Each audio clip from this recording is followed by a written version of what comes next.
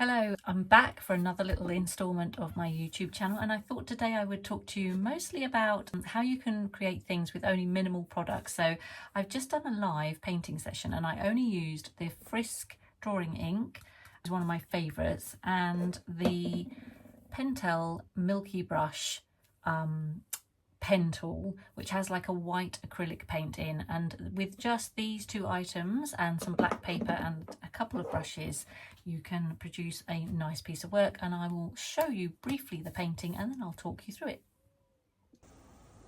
Hi, I just thought I would talk to you briefly about this piece that I've just done, and the fact that I've literally only used three items, which is Frisk drawing ink, and then this Pentel Milky Brush pen, and a couple of brushes, and this pad of black paper, which is actually by Frisk. It's just standard mixed media paper. It says it's textured. I would say it's not particularly textured, although I suppose some of it has shown through on this. But yeah, it just goes to prove what you can do if you just stick to minimal products.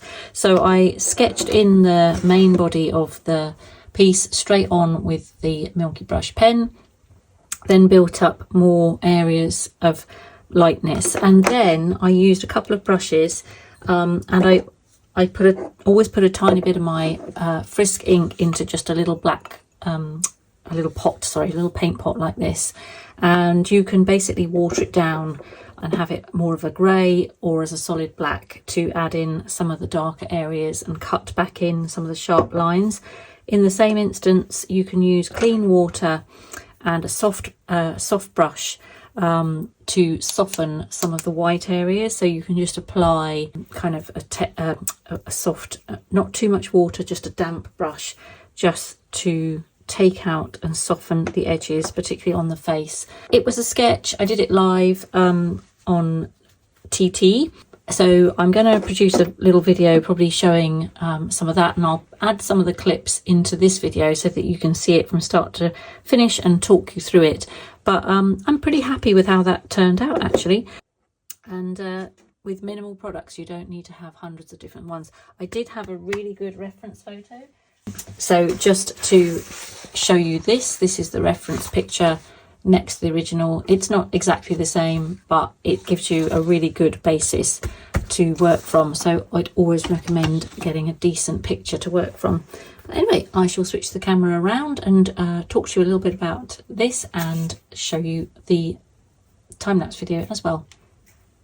Okay, so this is the painting. So I am not a Swiftie, but hopefully those of you that are, and those of you that have watched the news recently will know that this is Taylor Swift, and this is a picture that I've painted from her new album that's just been released, and it's taken the world by storm, been on the news, and I thought I'd take one of the images from her black and white cover and turn it into a little simple painting using literally the Milky Brush and some black ink, and I have used black paper and just did it live as a sketch. So if you want to watch this, I will talk you through the time lapse and talk you through the equipment. Okay, so excuse the croaky voice. I'm just getting over a cold, but this is how I started this piece. I used the Milky Brush pen to start sketching out the general outline of this portrait.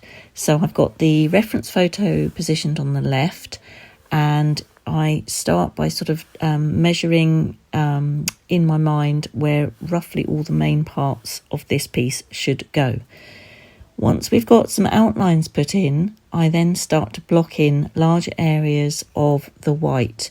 And here I'm using a soft brush and a little bit of damp sort of water just to blend out the edges of the white paint that I've applied with the Milky Brush. You won't get a perfect finish with this, but it's quite a nice way of blending. And then I can go back in with more of the Milky Brush pen to add depth and strength to areas that need it. Now, once you've started to get more and more of the image in, you can just start adding more and more depth of tone. and you're almost working in negative when you're doing a painting like this. So you can sort of look at some negative images online first if it helps, just to get your mind frame. But if you've got a good reference photo, you should be okay to make those comparisons.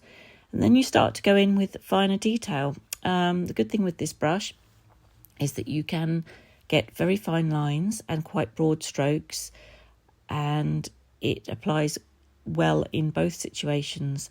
So once you've added more detail, you can use a softer brush again to soften out any further areas that you need to and fine tune it. And you end up adding the final hairs and trying not to overdo it with a piece like this, because I think the simplicity of the black and white is everything, and less is more sometimes with paintings, and in particular when you're only using black and white.